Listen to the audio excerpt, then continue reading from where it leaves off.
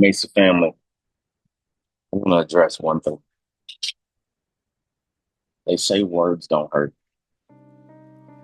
but I found out personally they weren't telling the truth because some of us are still healing from sentences that scorched us from many years ago, from names we never asked to be called from many years ago. Some of us carry words like bruises beneath our skin. They're not seen, but they're never forgotten. You can break a bone and the body will heal, but a careless word that can echo for decades. Proverbs said it best when it said, "Death and life are in the power of the tongue." That means your words are not just noise, your words can be very nuclear. Every sentence, every status, every sideways comment can either be a spark or a shelter. And when grace lives in you, you ought to speak through grace. Grace ought to speak through you. But James doesn't hold any punches. James says that the tongue is a fire, the tongue is a restless evil, the tongue is a deadly poison. James says the tongue is like a rudder steering your entire life.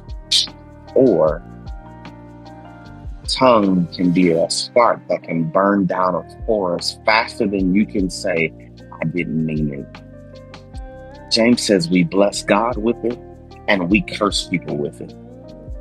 And James then concludes by saying these things ought not be so.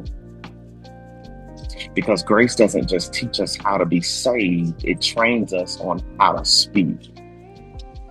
If grace has truly reached your heart, it will reshape your mouth. Not just on Sundays when we sing, but on Mondays when you get frustrated. At the kitchen table when tension rises.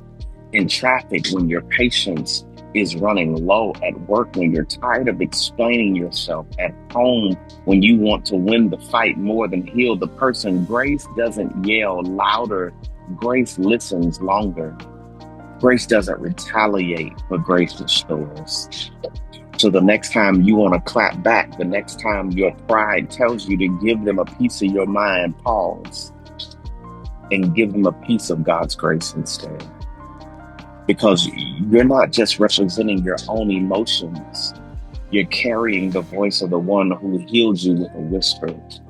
He didn't scream at you to change, but he called you by name, gently, lovingly, gracefully. So, beloved, here is the challenge.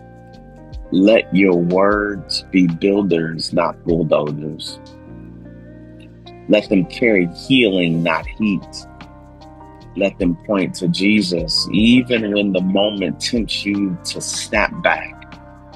Because every time you speak, you're planting seeds, either weeds or fruit, either wounds or wonder. So speak life. Speak softly when it's easier to shout. Speak truth with tenderness.